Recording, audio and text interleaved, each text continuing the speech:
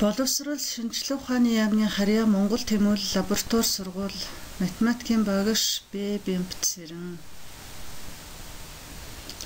шугамн функцийн график сэдвээр та бүхэнд хичээл заая. Шугамн функц, шугамн хамаарал нь бидний амьдралд өдөр бүр тохиолдож байдаг билээ. Жишээ нь шулуун замын хөдөлгөөнд зам нь хугацаанаас шууд хамааралтай байдаг билээ. Бидний амьдрал ахуйд ч гэсэн шугамн функц түүний хэрэглийг өдөр бүр алхам тутамд тааралдаж байдаг билээ. Хичээлийн зорилго маань шугамн функцийн график байгуулах арга зүйд суралцах. Зорилт маань шугамн хамаарлын тухай ойлголттой болох шугамн функцийн график хэрхэн байгуулах тухай авч үзье. За бодлого авч үзье.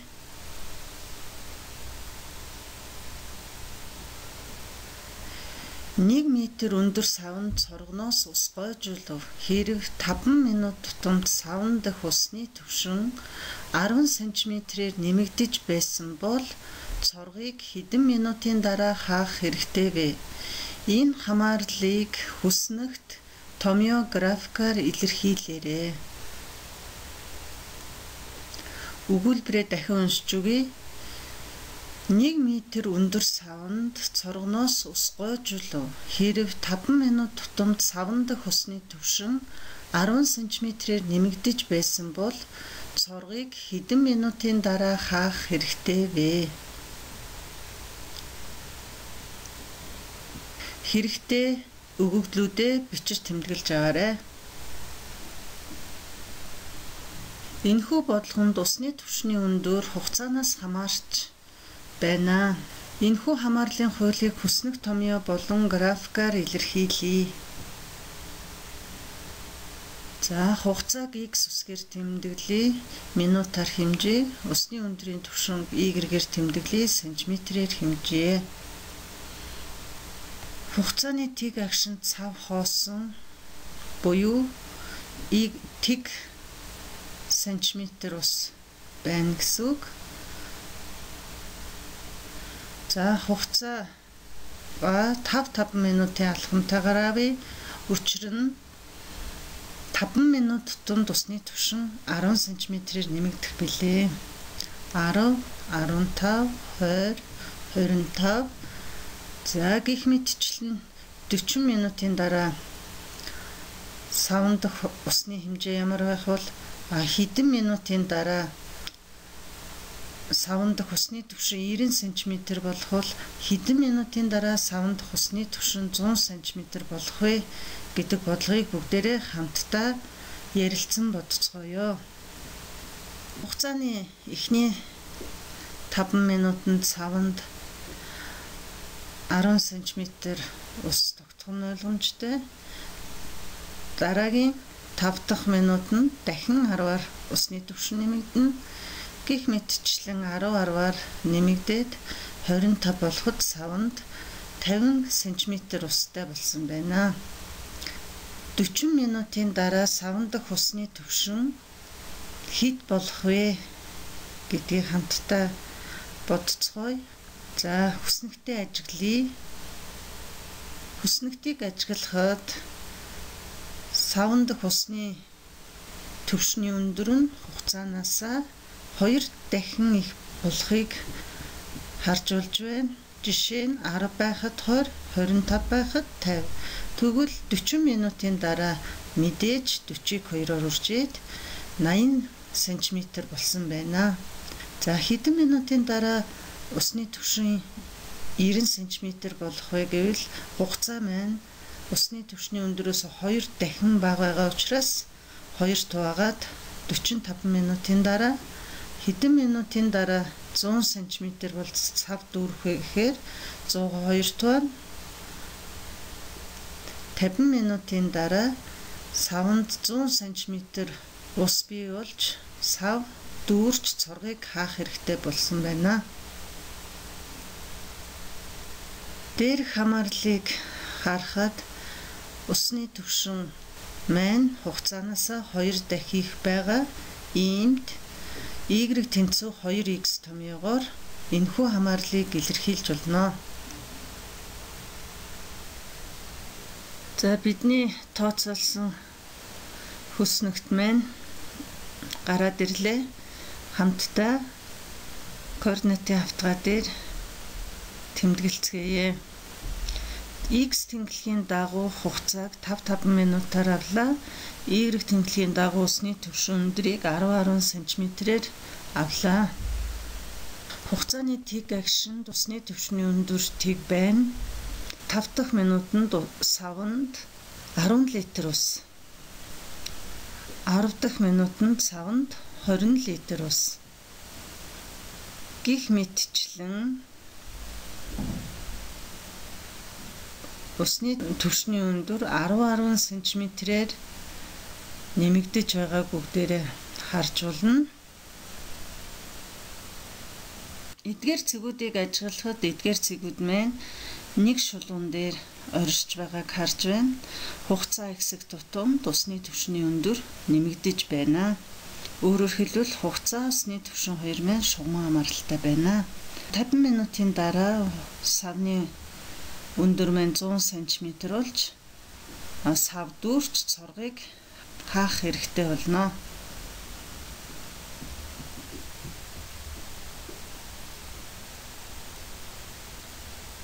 Y тэнцүү kx функцийн график байгуулахыг авч үзье.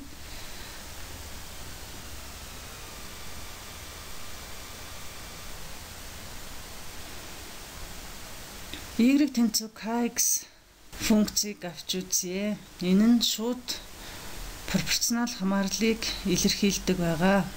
За дараах функцүүдийн графикийг байгуул.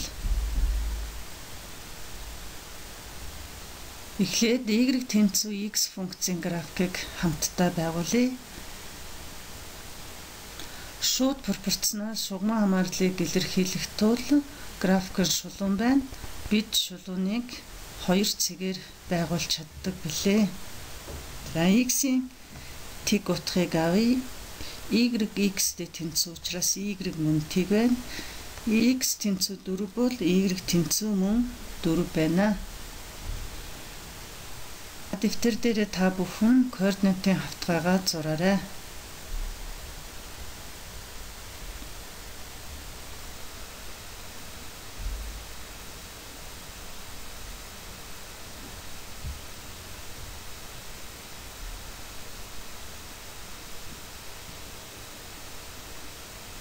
Бидний байгуулсан хүснэгт байна.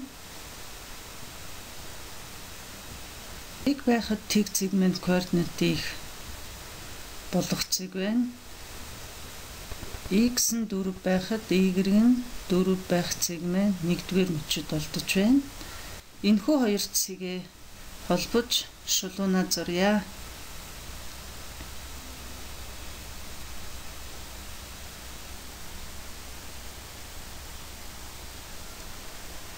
Y тэнцүү 3x гэсэн дараагийн функцийн графикийг байгуулъя. Үүний тулд хүснэгтэй хамтдаа бүглэе. X-ийн утганд тгийг авъя. 3-ыг тэгээр үржээд тиг байна. X тэнцүү сөрөг 2 бол Y 3-ыг сөрөг 2-оор үржээд сөрөг 6 байна. Та бүхэн графика 1 координатын хавтгай дээр зураарай. За олсон 2 цэгээ тэмдэглээрэй.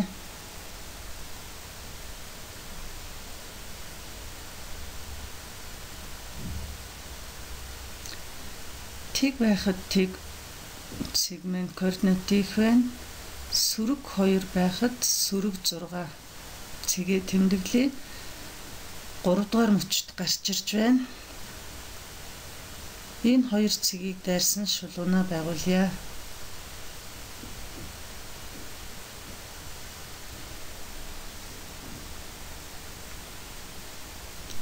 За сүүлийн функц y тэнцүү тиг 5x. x тэнцүү тэг байхад y тэнцүү тэг байна. X тэнцүү 4 байхад y тэнцүү 2 байна. За графика өмнөх хоёр функцээ байгуулсан хавтгай дээрээ зураарай. Хоёр цэгээ тэмдэглээрэй.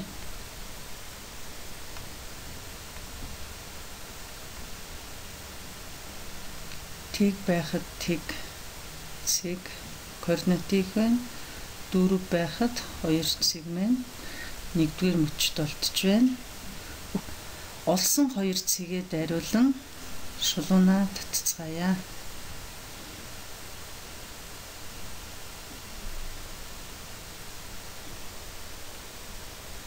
Та бүхний дэвтэр дээр графикууд маань ийм байдалтай зурагдсан байгаа.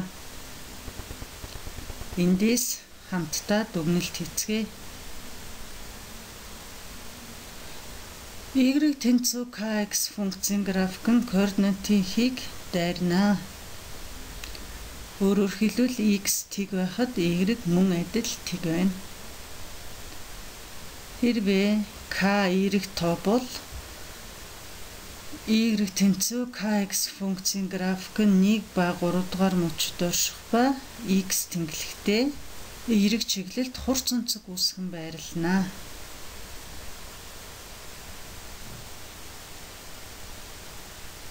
Дараах функцүүдийн графикийг байгуул.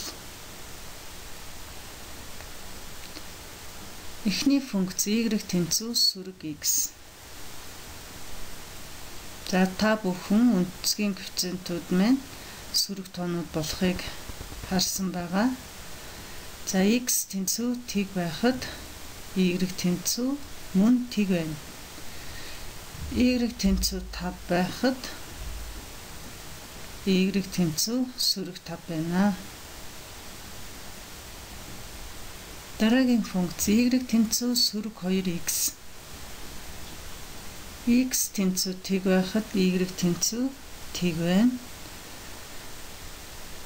Сүрэг 3 байхад сүрэг 2-ыг сүрэг 3-аар үржээд 6 байна. Координатын хавтгайгаа зураарай. Энэ хоёр функцийн графикийг мөн нэг хавтгай дээр зурна.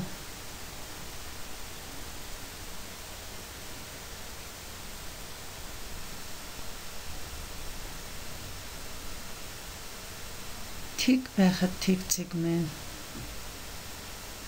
координатыг байна. 5 байхад сүрэг 5 цэг маань 4-р мөчд байна. Олсон 2 цэгээ дайруулан шулуунаа татцгаая. Y тэнцүү сүрэг x функцийн график нь 2 ба 4-р мөчийн бисектрис болохыг харж болж байна. Дараагийн функц y тэнцүү сүрэг 2x. X тэнцүү тэг байхад y тэнцүү тэг болох сегмент координатыг байна. Бид нар тэмдэглэсэн байна. X тэнцүү сүрэг 3 байхад y тэнцүү 6 сегмент 2 дугаар мөчд олдож байна. Тэмдэглэсэн 2 цэгээ дайруулан шулуунаа татъя.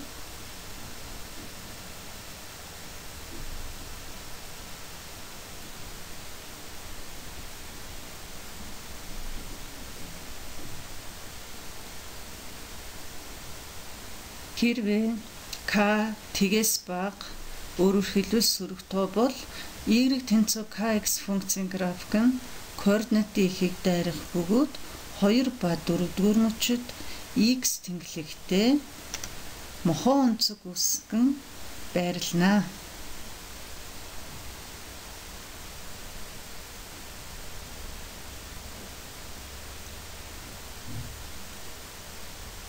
Дараагийн бодлогоо авч үзье.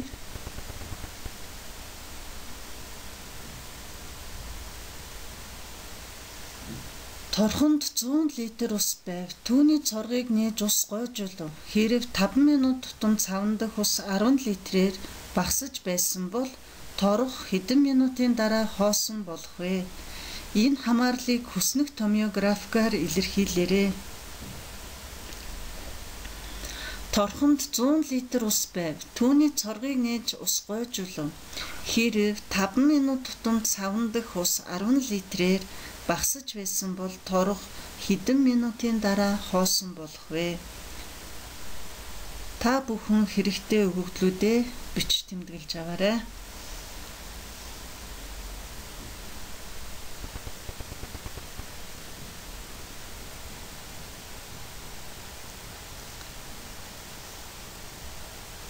Усны эзлэхэн хугацаанаас хамаарч багасж байна.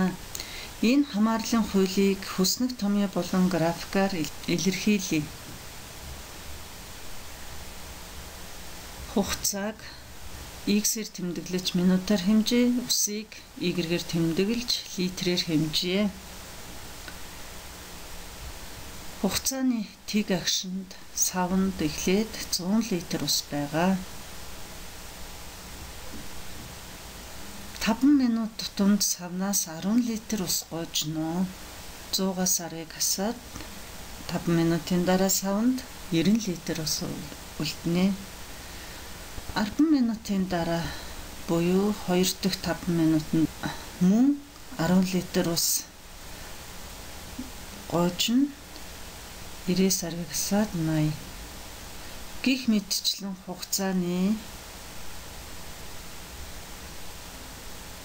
5 алхамтай агшнуудад ус 10 литрээр багасхыг бид нэр төвөггүй харж чадж байна. 40 минутын дараа савнд хэдэн литр ус үлдэх вэ? Хамтдаа тооцоолъё. За тухайн агшинд савнд 40 минутын дараа савнд хэдэн литр ус үлдэх вэ? За хугацаанаас 2 дахин их ус анх байсан уснаас гойдсон болохыг харж болно. 40-ыг 2-оор үржээд 80, 100-аас хасаад 20 литр ус үлдэнэ. Дараагийн 5 буюу 45 дахь минутанд савнд хэдэн литр ус үлдэхээ мөн 10-аар багасаад 10 болно. 50 дахь минутанд 10-аар багасаад савнд тэг литр буюу сав хоосон болсон байна. Дээрх хамаарлыг бид y тэнцүү 100-аас асах нь 2x томьёогоор илэрхийлж болно. Энэ томьёог өөрөөр y тэнцүү сөрөг 2x дээр нэмэх нь 100 гэж бичиж болно. Яагаад гэвэл нэмэгдүүний байрыг солиход нийлбэр өөрчлөгддөггүй билээ.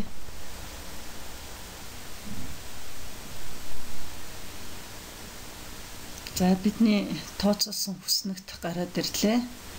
Хамтдаа координатын хавтгай дээр тэмдэглэцгээе. X тэмдэглэхийн дагуу хугацааг 5 минутаар, Y тэмдэглэхийн дагуу усыг 10 литрээр тус авлаа. Хугацааны тэг агшинд савнд 100 литр ус байгаа. Тэмдэглэе. Хугацааны тэг агшинд савнд 100 литр ус байгаа. Эхний 5 дахь минутанд савнаас 10 литр ус гоожиж савнд 90 литр ус үлдэнэ. Дараагийн 5 минут буюу 10 дахь минутанд савнд 80 литр гих мэтчлэн 10 литрээр багассаар байна.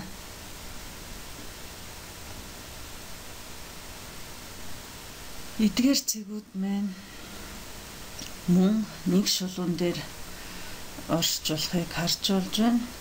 Эндээс савнд үлдэх усны хэмжээ маань хугацаанаас шууд хамааралтай болохыг хэлбэр харж болж байна.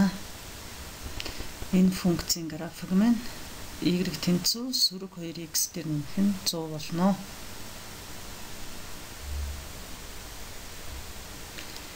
Y тэнцүү kx дээр нэмэх нь томьёогоор өгөгдсөн функцийг шугамн функц гинэ. K тоог өнцгийн коэффициент гэж нэрлэдэг. B тоог сул гишүүн гэж нэрлэдэг. Энэхүү томьёо нь шууд хамаарлыг илтгэх тул шугамн функцийн график нь шулуун байна. Аливаа хоёр цэгийг дайруулан цорын ганц шулуунд татаж болготвол шугамн функцийн график байгуулахад хоёр цэгийн координатыг олоход хангалттай.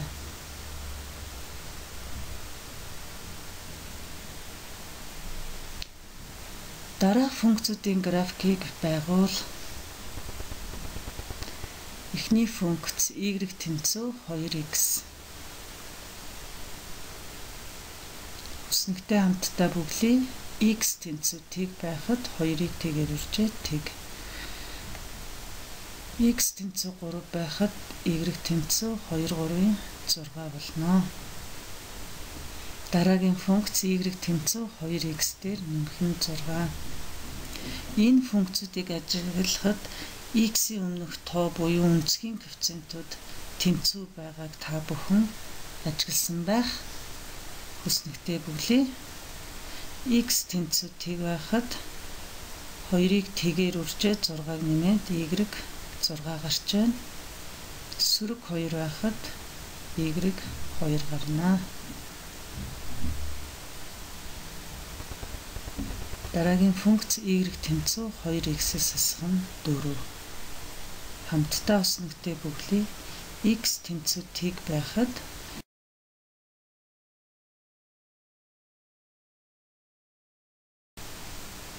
x тэнцүү 4 байхад 2 4-ийн 8 4-ийг гисаад 4 гарч байна. Эдгээр функцүүдийн графикийг нэг координатын хавтгай дээр мөн зураарай. Координатын хавтгайгаа зурж тэмдэглэнэ.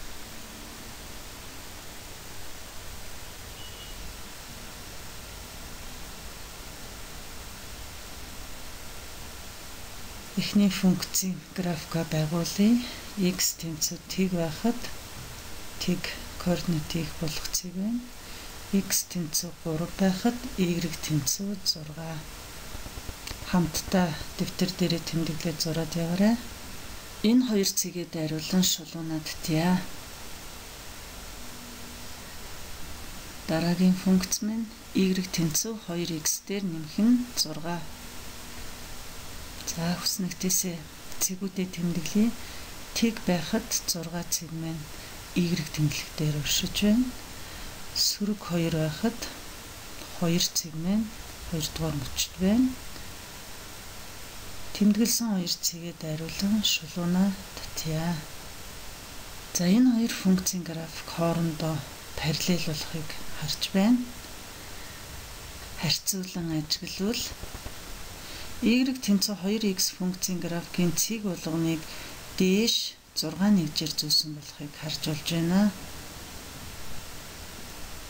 За мөн функцийг 2-ыг үржих нь x дээр нэмэх нь 3 хэмээн үржигдэхүүнд тавьж болно. Мэдээж үнцгийн коэффициент 2 байгаа. За зурсан хоёр функцийнхаа графикийг ажиглая. Өгсөн функцийг үржүр хэлбэртэй бичвэл юм болно. За хоёр функцээ ажиглая. За ажиглавал y тэнцүү 2x функцийн графикны цэг бүрийг x тэмдэглэгийн дагуу зүүн гар тийш өөрөөр хэлбэл сөрөг чиглэлд 3 нэгжээр зөөсөн болохыг та бүхэн харж болж байна. За сүүлийн функц y тэнцүү 2x-с асах 4 функцийн графикийг тэмдэглэе. Эхний цэг тэг байхад сөрөг 4 цэг маань y тэмдэглэх дээр 4 байхад 4 цэг маань 1-р мөчд байна. Тэмдэглэсэн хоёр цэгээ дайруулан шулуунаад тээ. Үс гарсан шулуу маань мөн y тэнцүү 2x функцийн графиктай параллел болохыг ажиглаж болж байна.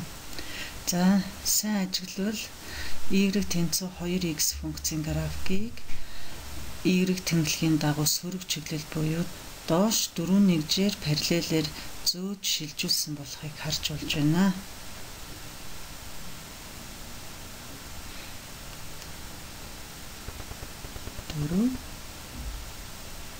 Дөрөв. За функцийг мөн үржир хэлбэрт бичиж y тэнцүү 2-ыг үржих нь хаалтан дотор x-с асгах нь 2 болно. За мөн y тэнцүү 2x функцийн графиктай харьцуулахад энэ функцийн графикийн цэг болгоныг x тэмдэглэгийн дагуу эерэг чиглэлд өөрөөр хэлбэл баруун гар тийш 2 2 нэгжээр шилжүүлсэн болохыг мөн харж болж байна. За эндээс дүгнэлт хийхэд хэрвээ өнцгийн коэффициентууд тэнцвүүл функцийн графикууд болох шулуунууд хоорондоо параллел байна.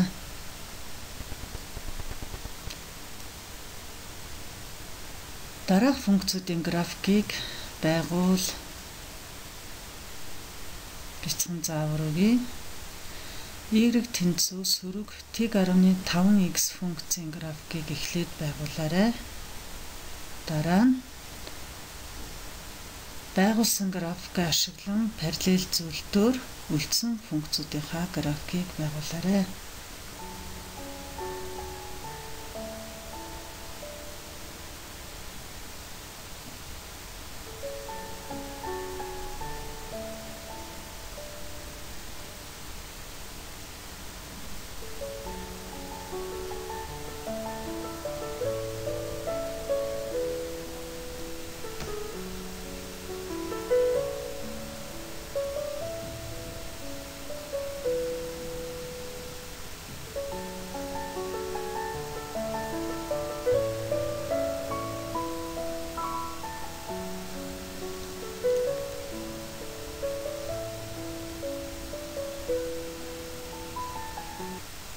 Та бүхэн хийсэн ажлуудаа хянаарай. Эхний функцийн график. За дараагийн функц нь эхний функцийн графикийг дээш 3 нэгжээр шилжүүлнэ. За ийм график зурагдах ёстой. За сүүлчийн функц үржир хэлбэртэй байгаа. Үржир хэлбэртэй үед x тэмдэглэгийн дагуу зүүн баруун тийш параллелээр зөөлдөг. x дээр нэмэх нь 4 байгаа учраас эхний функцийн графикийг зүүн гар тийш 4 нэгжээр шилжүүлсэн функцийн график гарсан байх ёстой. За та бүхний зурсан графиктай таарсан байхаа гэж бодож байна.